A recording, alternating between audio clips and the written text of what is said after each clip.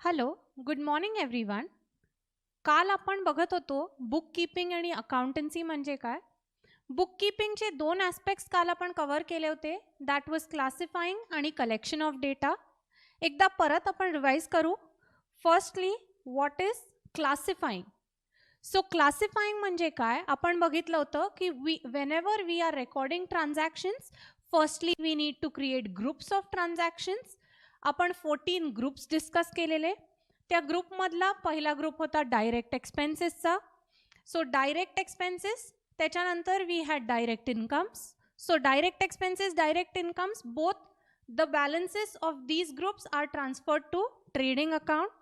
त्याच्यानंतर we had 4 more groups, that is indirect expenses, indirect incomes, profits आणि losses. हे सगळ्याचे बॅलन्सेस कुठे ट्रान्सफर होतात, तर they are transferred to the profit and loss account. त्याच्यानंतर आपण चार हेडिंग्स बघितलेली, जी लायबिलिटी साईडला ट्रान्सफर होतात आणि 4 हेडिंग्स ॲसेट साईडला ट्रान्सफर होतात. त्यातली लायबिलिटी साईडची 4 हेडिंग्स होती. First was capital, then we had long term debts, then we had current liabilities आणि lastly we had provisions. So हे 4 कुठे ट्रान्सफर होतात, they are transferred to the liability side of the balance sheet. त्याच्यानंतर last 4 आपण groups बघितलेले. त्याच्यात fixed assets होते, current assets होते, इन्व्हेस्टमेंट्स होत्या आणि lastly we had loans and advances. So हे सगळे 4 आयटम्स कुठे ट्रान्सफर होत होते, they were transferred to the asset side of the balance sheet. Okay, so this was the classification. आपण बघितलं होतं की ही जी हेडिंग्स आहेत त्याच्यात अजून काय क्रिएट होतात, त्याच्यात अजून अकाउंट्स आणि लेजर्स क्रिएट होतात. So for example, if we take the group of fixed asset, त्याच्यामध्ये प्लांट मशिनरी, लँड बिल्डिंग अशी वेगळी लेजर्स क्रिएट होतात. सिमिलरली आपण घेतलं करंट लायबिलिटीज, तर त्याच्यामध्ये काय होतं, क्रेडिटर्स, बिल पेएबल अशी सगळी एक्झाम्पल्स कवर्ड होती. Okay, so that was classifying. So आपण बघितलेलं the transactions which we have, when we need to record them, we need to first classify the various accounts, classify them into groups. आपण म्हणलं हे कुठे ग्रुप्सचं classification necessary आहे किंवा importantly तुम्ही use करणार आहे इन द फ्युचर ऑल्सो. तर when you are entering the transactions in Tally, that is the accounting software, त्याच्यात तुम्ही प्रॉमिनंटली हे ग्रुप्स आणि त्याच्याखाली लेजर क्रिएशन ही जी प्रोसेस आहे ती डिटेलमध्ये बघू शकाल. Okay, next point which we discussed yesterday was collection of data. Collection of डेटामध्ये आपण काय बघितलेलं, तर कलेक्शन ऑफ डेटामध्ये we said that collection of data is the base for recording of transactions. Base आहे ट्रान्झॅक्शन रेकॉर्डिंगचा म्हणजे काय, whenever we record a transaction आपल्याला काय करायला लागतं, first we need to gather the source documents related to the transaction. त्या source डॉक्युमेंट्सच्या बेसिसवर आपण काय करतो, त्या बेसिसवर आपण आपल्या बुक्स ऑफ अकाउंट्समध्ये एंट्री पास करतो. Okay, so we had seen that if we want to enter purchases, आपल्याला काय लागतं, we need a purchase invoice. If we R entering rent, आपल्याला कुठला रेफरन्स घ्यायला लागतो, we need to take the reference of rent agreement plus rent receipt plus if payment is made by cheque, आपल्याला चेकचा reference number द्यायला लागतो. ही सगळी काय असतात, these are the source documents required for entering the transactions. So the second aspect was collection of data. ह्याच्यातच आपण अजून एक बघितलेलं की there are 2 types of vouchers, one are internal vouchers, second are external vouchers. Internal vouchers म्हणजे काय, the vouchers which are generated within your organisation which act as a base for recording the transactions. Similarly external vouchers होती म्हणजेच काय, bills वगैरे जी असतात, जी बाहेरून आपल्याला मिळतात, ज्या एक्सटर्नल पार्टी आपल्याला सप्लाय करतात. So this was collection of data.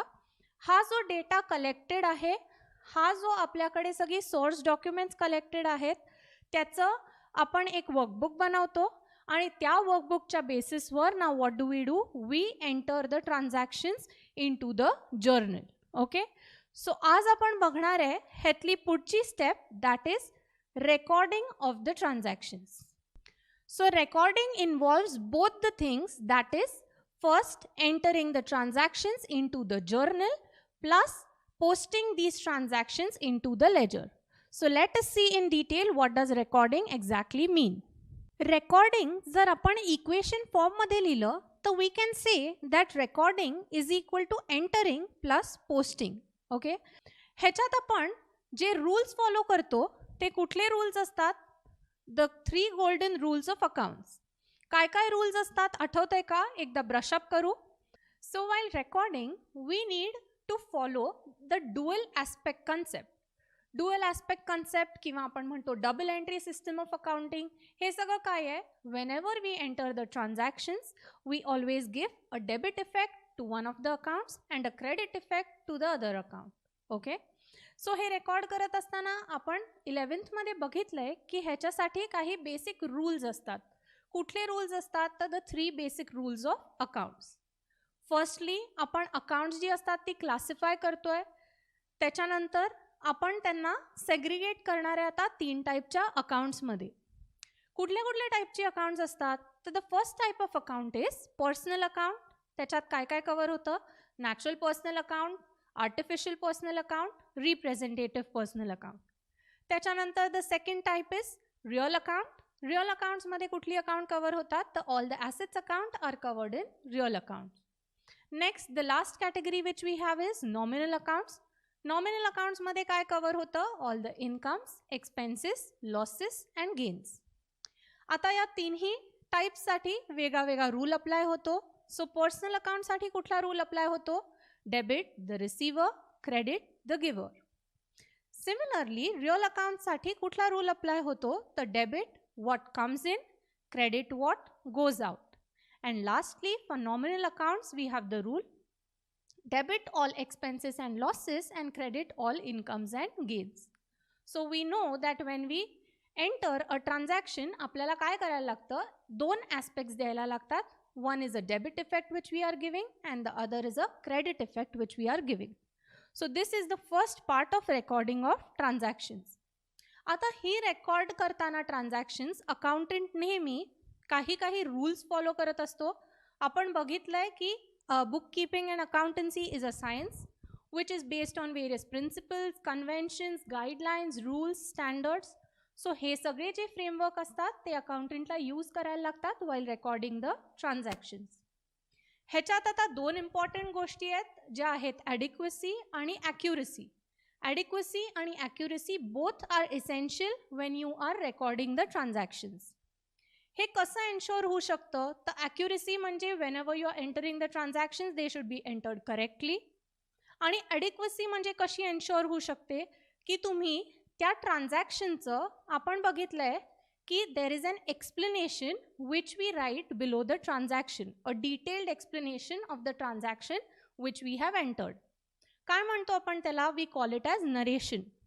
So हे नरेशन जे आहे ना ते आपल्याला खूप डिटेलमध्ये लिहिणं नेसेसरी असतं. Why is it necessary to have the narration in detail? Because तुम्ही जर एक अकाउंटिंग करत असाल तर नंतर त्याच्यावर बरेच लोक असतात जे तुमची बुक्स रिफर करत असतात, बुक्स ऑफ अकाउंट्स रिफर करत असतात. Suppose accountant enters the transaction, त्याच्यानंतर त्याचं ऑडिट होतं, इंटरनली ऑडिट होतं म्हणजे त्याचा जो मॅनेजर असेल फायनान्स डिपार्टमेंटचा तो चेक करतो. त्याच्यानंतर एक्सटर्नल ऑडिट होतं म्हणजे बाहेरून आपण आधी जसं बघितलंय की CA येऊन ती ट्रान्झॅक्शन्स चेक करतो. त्याच्यानंतर मॅनेजमेंटला कधी रिफर करायला लागू शकतं फॉर डिसिजन मेकिंग. सो तेव्हा एका माणसाने एक ट्रान्झॅक्शन एंटर केलंय, त्याचं जर त्यांनी त्याच्या खाली डिटेल्ड एक्सप्लेनेशन दिलं नसेल तर काय होऊ शकतं की सगळ्यांना त्याच्याबद्दल डाऊट्स येऊ शकतात, क्वेरीज येऊ शकतात. सो या डाऊट्स किंवा क्वेरीज अवॉइड करण्याचा वे काय आहे किंवा अशा क्वेरीज कोणाला येऊ नये म्हणून अकाउंटंटनी काय एन्श्योर करायला पाहिजे? That whenever he is entering the transactions he enters them very very adequately. Adequately म्हणजेच नरेशनमध्ये क्लिअर रेफरन्स दिला पाहिजे सगळ्या गोष्टींचा जो त्या ट्रान्झॅक्शनशी रिलेटेड आहे पण ट्रान्झॅक्शनमध्ये आला नाही आहे. सपोज आपण एक एक्झाम्पल घेऊ. You are paying rent to mister Joshi. Okay. So ह्याच्यात आपण एंट्री कशी पास करतो? Suppose you have paid rent by a cheque. So तुम्ही एंट्री पास करणार rent account, debit to bank account. ह्याच्यात तुम्ही कुणाला रेंट पे केलंय ह्याचे डिटेल आलेत का? नाही आले. तुम्ही म्हणताय चेकनी पे केलं, तो कुठल्या बँकचा चेक होता त्याचे डिटेल आलेत का? नाही आलेत. सो हे सगळे डिटेल्स तुम्ही कुठे रेकॉर्ड करणार? तर you will record them in the narration. So ह्याचं नरेशन कसं येणार? Being rent paid to mister Joshi by rent receipt number dot dot by check number dot dot of say Cosmos Bank. Okay, so हे झालं detailing about the transaction which you have entered. So एवढी जर तुम्ही adequately entry pass केली तर no queries will be raised, no question will be asked regarding the transaction which you have entered. So now we know that what is important when we enter the transactions into the journal or post them into the ledger. It is that you have to do it adequately and accurately. So adequacy and accuracy is very important in recording the transactions. So परत एकदा आपण brief करू. Recording म्हणजे काय? Recording of transactions involves two things. Firstly entering them into the journal and then posting them into the ledger.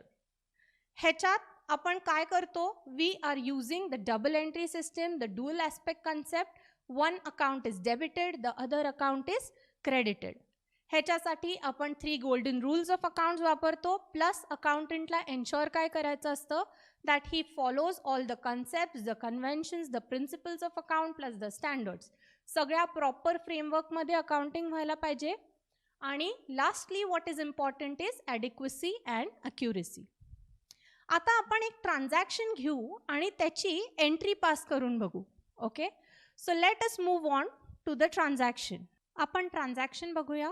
आता 14th May 2020 ला let us take we have purchased cupboard worth rupees 10,000 from Happy House and payment is made by check.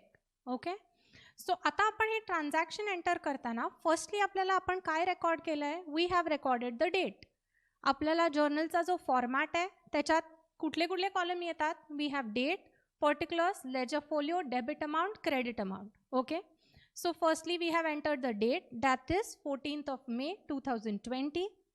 त्याच्यात आपण आता entry pass करतोय furniture account debit to bank account. This information is given in the statement, given in the transaction, given in the question. आता आपल्याला त्याच्यात अजून जी information आहे ती डिटेलमध्ये कुठे मेन्शन करायची आहे? नरेशनमध्ये. Okay, so we have pass the entry furniture account debit 10,000 to bank account, bank of India account. Say आपण बँक ऑफ इंडियाचा चेक दिला आहे. So to bank of India account 10,000. आता त्याचं नरेशन लिहिताना तुम्ही बघा की आपण किती डिटेलिंग केलं आहे ते. सो फर्स्टली आपण काय केलं आहे? Being cupboard purchased. आपण काय परचेस केलेलं? आपण वरती मेन हेडिंगमध्ये लिहिलं फर्निचर, पण त्याचं आपण डिटेलिंग देतोय की we have purchased cupboard. We have purchased cupboard by, आपण पुढे काय लिहिलं आहे? Invoice number. इनवॉइस नंबर का इम्पॉर्टंट आहे? कारण आपण काल म्हणलं की आपण सोर्स डॉक्युमेंट यूज करतो for recording the transaction. So त्या हॅपी हाऊसच्या इनवॉइसवरनं आपण ट्रान्झॅक्शन एंटर केलं असणार आहे. So by invoice number dot dot from happy house and payment made by cheque. चेकनी तर पेमेंट केलं आहे, पण त्या चेकचा नंबरचे डिटेल्स पण आपल्याकडे पाहिजेत. सो आपण काय लिहिलं आहे? By cheque number dot dot. So this is a complete accurate and adequate entry which we have passed. आता ह्याचीच आपण डेमो लेजर्स घेऊ. आपण कुठलं कुठलं बनवलं आहे? एक आपण बनवलं आहे फर्निचर अकाउंट, दुसरं आपण बनवलं आहे बँक ऑफ इंडिया अकाउंट. तो फर्निचर अकाउंटच्या आपण कुठे लिहिणार? Bank of India. Since we have debited furniture account, आपण फर्निचर अकाउंटच्या डेबिट साईडला लिहितो to bank of India account. आणि बँक ऑफ इंडिया अकाउंटच्या क्रेडिट साईडला आपण काय लिहितो? Bye furniture account. क्रेडिटला का लिहिलं आहे? Because bank of India account has been credited. So this is how we pass the entries into the journal and then post them into the ledger accounts. So this is the complete recording of the transaction. So before moving on to the next point, आपण जो discuss करणार आहे समरायझिंग, त्याच्या आधी थोडंसं पाणी पिऊन घ्या, त्याच्या आधी थोडंसं रिलॅक्स करून घ्या. आपण 2 मिनिटाचा ब्रेक घेऊ आणि मग परत कंटिन्यू करू summarising. Okay, so let's have a short break.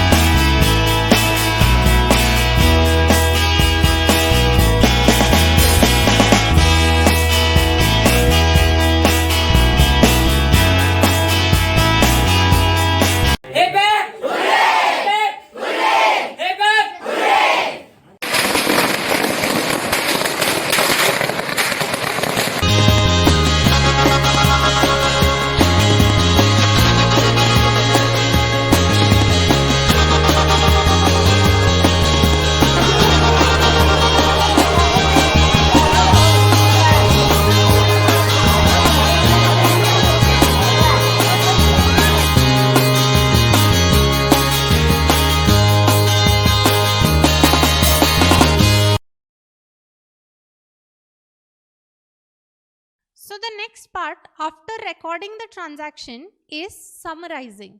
आता we have entered into the part of accountancy. So त्यातला पहिला aspect आहे summarizing. इथे जे आहे ते अकाउंटंटचं वर्क संपून कुणाचं वर्क चालू होतं तर एक्सपर्टचं वर्क स्टार्ट होतं. आपण म्हणलेलं की ट्रान्झॅक्शन झाल्यानंतर first bookkeeping is done and later accountancy is done. Bookkeeping is done by the lower level staff and accountancy is done by the higher level staff. So इकडे काय होतंय, अकाउंटंटनी entry केल्यानंतर what is done, the summarizing part starts. So इथे आपण म्हणलंय की job of specialized or experienced person starts from the point of summarizing. इथे आता आपण समरायझिंग म्हणजे एक्झॅक्टली काय करतो तर ह्याच्यात वेगळ्या वेगळ्या समरी लिस्ट बनवल्या जातात. फॉर एक्झाम्पल आपण पहिलं एक्झाम्पल जे घेतलंय तर डेटर्स लिस्ट. डेटर्स कोण असतात, the people to whom you have sold your goods and people from whom money is receivable. आता ह्याच्यात आपण काय काय करणार, first suppose you have 10 debtors at the end of the year, म्हणजे तुम्ही 10 लोकांना गुड्स सेल केली आहेत आणि त्यांच्याकडनं तुम्हाला मनी रिसिवेबल आहे. पहिल्या माणसाकडनं 10,000 आहे, दुसऱ्या माणसाकडनं 40 आहे, तिसऱ्या माणसाकडनं 20 आहे अँड सो ऑन. तर तुम्ही काय कराल, you will prepare a debtors list. त्याच्यात कसे कसे कॉलम्स येतील, first column will be serial number, next column will be customer name and last column will be the amount which is receivable. So जेव्हा तुम्हाला अमाऊंट रिसिवेबल कॉलमची टोटल मिळेल तेव्हा the figure which you will obtain is the total amount receivable. त्याला आपण काय म्हणतो, आपल्याला trial बॅलन्समध्ये बऱ्याचदा येतो आयटम सन्ड्री डेटर्स. सो हा सन्ड्री डेटर्स ही टोटल कुठून आली आहे तर that is the total of the debtors list. अशीच सिमिलर लिस्ट तुम्ही कुणाची बनवू शकता, you will prepare a similar list of creditors. क्रेडिटर्समध्ये कसे कसे कॉलम येतील, you will have the supplier name. Supplier म्हणजे क्रेडिटर कोण असतो, आपण ज्यांच्याकडनं गुड्स परचेस करतो आणि ज्यांना अमाऊंट पेएबल असते. Okay, so that will be a list which gives you the figure और the amount which is payable by you to outsiders. Okay, so त्याच्यात परत कॉलम येतील, you will have a serial number, then you will have a supplier name and then you will have a amount payable. आणि त्या amount पेएबलच्या टोटलमधनं तुम्हाला कुठली final figure मिळेल, you will get the figure of the sundry creditors. तशीच आपण काय बनवू शकतो, बँक समरी. बँक समरी का बनवायला लागेल, सपोज आपला बिझनेस आहे, आपलं ऑर्गनायझेशन आहे, आपली 10 बँक अकाउंट्स आहेत. ओके, सो तुम्हाला आयटम येतो ट्रायल बॅलन्समध्ये cash at bank. He cash at bank figure कुठून येईल, Wien you have the total of all the bank accounts तेव्हा तुम्हाला फिगर मिळेल cash at bank. Okay, so cash at bank म्हणजे काय, तुम्ही त्याच्यात काय काय कॉलम्स बनवाल, you will have the name of the bank and the balance of that particular bank. So you will have bank name and amount column in the bank summary. Similarly तुमचं organisation असेल, आपण बघितलेलं last year तुम्हाला एक topic होता cashbook, पेटी cashbook. Okay, so तुमच्या ऑर्गनायझेशनमध्ये एक हेड कॅशियर असतो, एक पेटी कॅशियर असतो. सिमिलरली आता तुमच्या 2 ब्रांचेस असतील, सो तुम्हाला कॅश इन हँडची समरी पण बनवायला लागू शकते का, ती कशी बनवणार तुम्ही, at the end of the year you will have certain amount, certain cash which is left with the head cashier. Similarly certain cash will be there with the petty cashier. काही कॅश तुमच्या स्वतःकडे head ऑफिसला असेल, काही cash तुमच्या दोन्ही ब्रांचेसला असेल. सो ही कॅश इन हँड फिगर कुठली असणार, टोटल जी सगळी कॅश आहे तुमची त्याचं accumulation will be the cash in hand with your organisation on the last day of the year. Correct, so तुम्हाला ह्याची पण लिस्ट बनवायला लागेल की हेड कॅशियरकडे किती आहे, पेटी कॅशियरकडे किती आहे, हेड ऑफिसमध्ये तुमच्याकडे किती आहे, तुमच्या ब्रांचेसमध्ये सिमिलर अरेंजमेंटमध्ये किती कॅश आहे, and then you will get the figure of cash in hand. So अशा छोट्या छोट्या समरीज बनवल्या जाऊ शकतात. आणि तुम्हाला जी कॉमनली नोन समरी आहे ती कुठली आहे, ती पेरेंट समरी असते. म्हणजे त्याच्यात सगळ्याच अकाउंट्सचे बॅलन्सेस येतात आणि ह्या लिस्टचे पण बॅलन्सेस येतात. So that parent summary is the final trial balance. So त्या फायनल ट्रायल बॅलन्समधनं आपण काय करणार असतो, त्या फायनल ट्रायल बॅलन्सच्या पुढे we segregate the accounts which are there in the final trial balance and put them into the trading account, P&L account और बॅलन्स शीट. सो ह्या फायनल ट्रायल बॅलन्समधनं आपण वर्किंग करून काय बनवतो तर the financial statements of the business. ह्याच्यात अजून एक आपण ॲडिशनल कुठलं स्टेटमेंट करू शकतो, we have the stock statement. आपण पहिल्या लेक्चरमध्ये बघितलेलं की स्टॉकचं व्हॅल्युएशन कसं होतं. तर कसं होतं स्टॉकचं व्हॅल्युएशन, तो stock is valued at cost or market price whichever is lower. तर ती कॉस्ट किती आहे किंवा मार्केट प्राइस किती आहे किंवा तुमच्याकडे स्टॉकची किती क्वांटिटी उरली आहे हे तुम्हाला माहीत असायला पाहिजे, राईट. ही इन्फॉर्मेशन तुम्हाला कुठून मिळेल तर you will get this information from the stock sheet. So stock शीटमध्ये तुमच्याकडे काय काय डिटेल्स मेंटेन्ड असतील.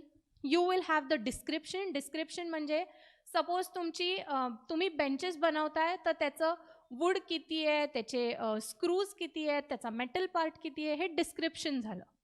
क्वांटिटी म्हणजे किती नंबर्समध्ये आहे. ओके, सो किती क्वांटिटी तुमच्याकडे वूडच्या शीट्स उरल्यात किंवा मेटल किती kg उरलं आहे हे सगळं डिस्क्रिप्शन असेल. So that is quantity. त्याची कॉस्ट प्राइस असेल आणि त्याची मार्केट प्राइस असेल. सो ही सगळी डिटेल्स मेंटेन होतात कुठल्या शीटमध्ये. So the summary of the stock which is there with you त्याला आपण काय म्हणतो, स्टॉक शीट. ओके, सो त्याच्यात डिस्क्रिप्शन असतं, कुठला स्टॉक उरलाय, त्याच्यात क्वांटिटी असते, कॉस्ट प्राइस असते आणि मार्केट प्राइस असते. सो ह्या सगळ्या वेरियस समरीजमधनं फायनल समरी येते आपल्याकडे, फायनल ट्रायल बॅलन्स येतो आणि त्या फायनल ट्रायल बॅलन्समधनं च्या बेसिसवर आपण काय प्रिपेअर करतो, we prepare the financial statements. Okay, so आज आपण 2 ॲस्पेक्ट्स परत कव्हर केलेत. काय होतं, first was recording of transactions आणि the second one was summarising. So आता आपण कुठे पोचलोय, बुक कीपिंग आणि अकाउंटन्सीचे 4 ॲस्पेक्ट्स कव्हर झालेत. पहिला होता क्लासिफाईंग. क्लासिफाईंगमध्ये काय होतं, ग्रुप्स क्रिएट करत होतो, त्याच्यानंतर अकाउंट्स क्रिएट करत होतो, त्याच्यापुढे काय करत होतो, डेटा कलेक्ट करत होतो, कलेक्शन ऑफ डेटा म्हणजे इनवॉइस, वाउचर्स हे सगळं गॅदर करत होतो to create a base for recording. त्याच्या पुढची स्टेप केली रेकॉर्डिंग.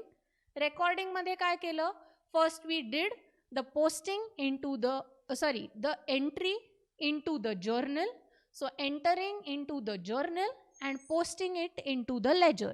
ह्या 2 गोष्टी केल्या आपण in the part of recording of transactions. आणि लास्टली आत्ता आपण काय बघितलंय, वी सॉ समरायझिंग. समरायझिंगमध्ये काय होतं, एक्सपर्टचं वर्क चालू झालंय. तो वेगळे वेगळे जे बॅलन्सेस आहेत लेजरचे ते गोळा करून he is preparing summaries of those balances. त्याच्यात वेगळ्या वेगळ्या समरीज होत्या, आपण बघितल्या, debtors list, creditors list, bank summary, stock sheet हे सगळं होतं. आणि फायनल जी पेरेंट समरी बनते त्याला आपण काय म्हणतो, that is the trial balance. हा ट्रायल बॅलन्स कसला बेस आहे, this trial balance is the base for preparation of financial statements. So financial statements आपली trading account, profit and loss account, balance sheet ही सगळी कशातनं बनणार आहेत, it will be prepared by using this final parent summary that is the trial balance. Okay, so this was about today's lecture. Thank you. Have a good day. Keep on sharing the lecture. जर आवडलं असेल तर like करा. काही doubts असतील तर comment सेक्शनमध्ये विचारू शकता, मेसेज करून विचारू शकता. Okay, so keep on revising, keep on recalling whatever we have done and keep on noting down the important points which we discuss. Okay, thank you. See you tomorrow.